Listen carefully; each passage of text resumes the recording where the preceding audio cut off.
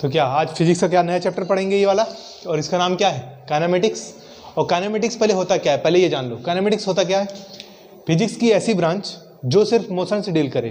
Physics की ऐसी branch जो मोशन से डील करे, बिना ये जाने हुए कि वो फोर्स कहाँ से आया है, कौन सा फोर्स उसके ऊपर लगा है, कौन सा एक्सीलरेशन, मतलब कौन सा फोर्स उसके ऊपर एक्सीलरेशन प्रोड्यूस कर रहा है, बिना कुछ जाने हुए जो सिर्फ मोशन के बारे में पढ़ाई करे, ऐसी ब्रांच को क्या बोलेंगे, kinematics.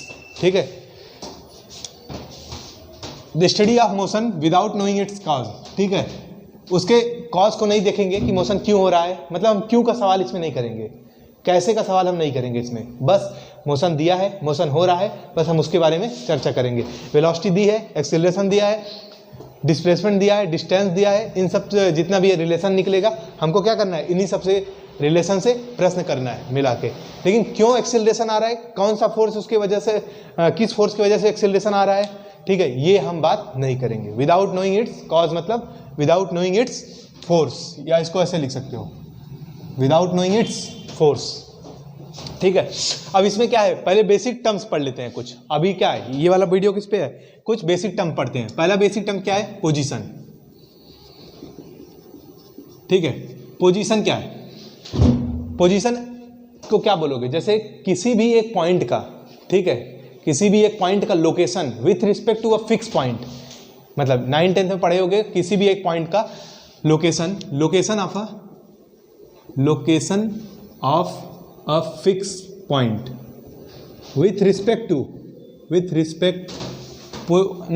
Location of a point, fix point नहीं, location of a point with respect to a fix point, fix point. और फिक्स पॉइंट को कभी कभी क्या बोल देते हैं, ओरिजिन बोल दो।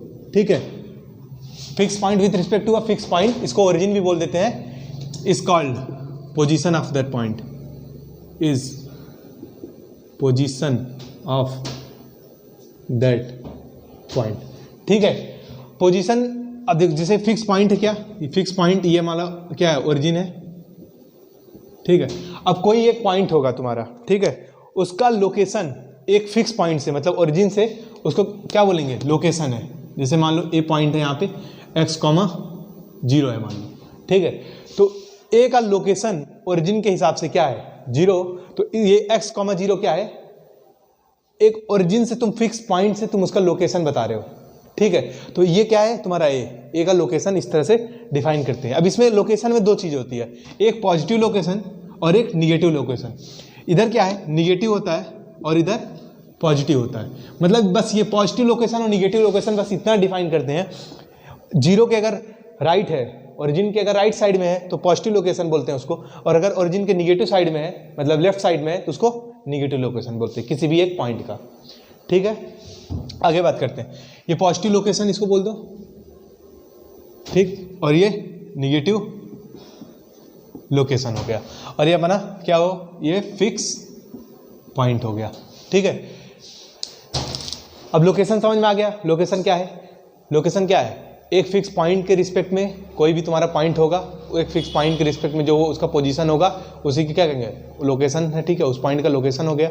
और अगर वो पॉजिटिव है, ओरिजिन के फिक्स पॉइंट के अगर पॉजिटिव साइड में, राइट साइड में, तो उसको पॉजिटिव लोकेशन बोलेंगे, अगर लेफ्ट साइड में है उसे निगेटिव लोकेशन बोलेंगे। ठीक है, अब बात करते हैं क्या है, चेंज इन पोजीशन। मतलब अगर पोजीशन का चेंज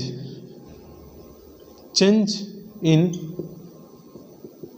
पोजीशन is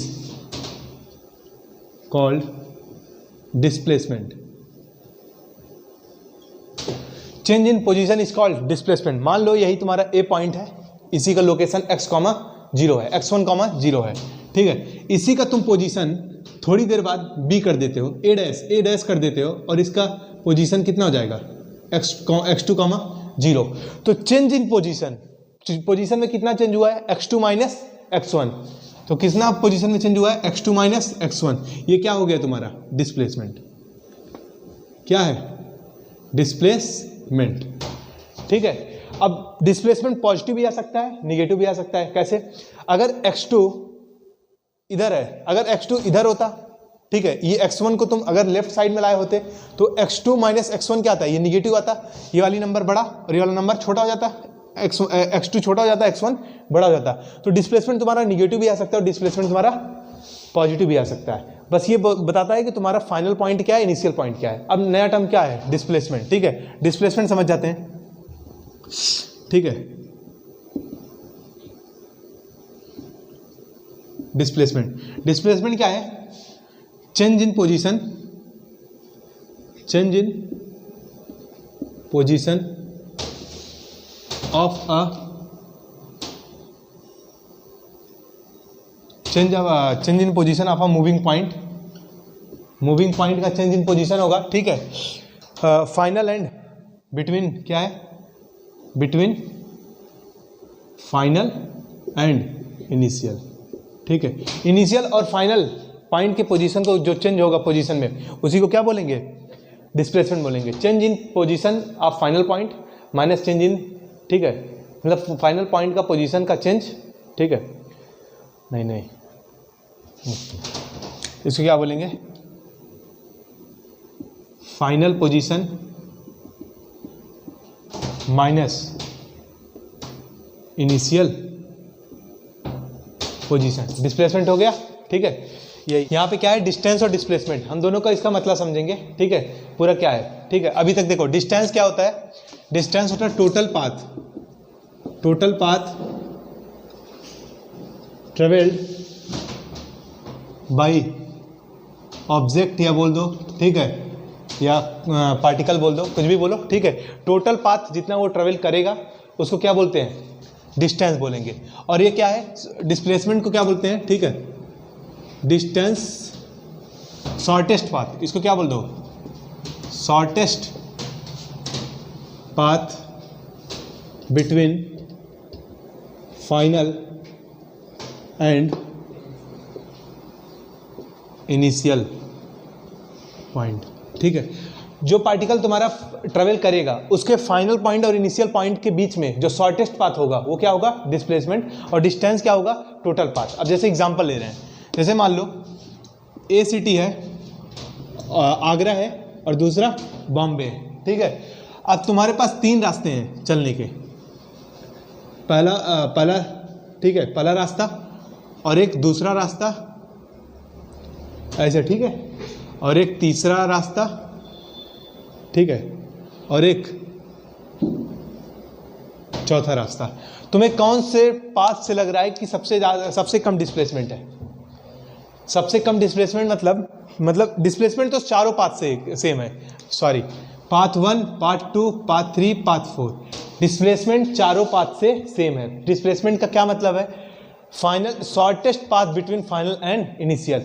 फाइनल और इनिशियल जो भी तुम्हारा पोजीशन है जहां तुम्हारा पार्टिकल ट्रेवल किया, उन दोनों के बीच में डायरेक्ट एक लाइन ज्वाइनिंग, जो लाइन ज्वाइन होगा वही जो उसका डिस्टेंस होगा, जो सीधी लाइन होगी, उसी डिस्टेंस को क्या बोलते हैं, डिस्प्लेसमेंट।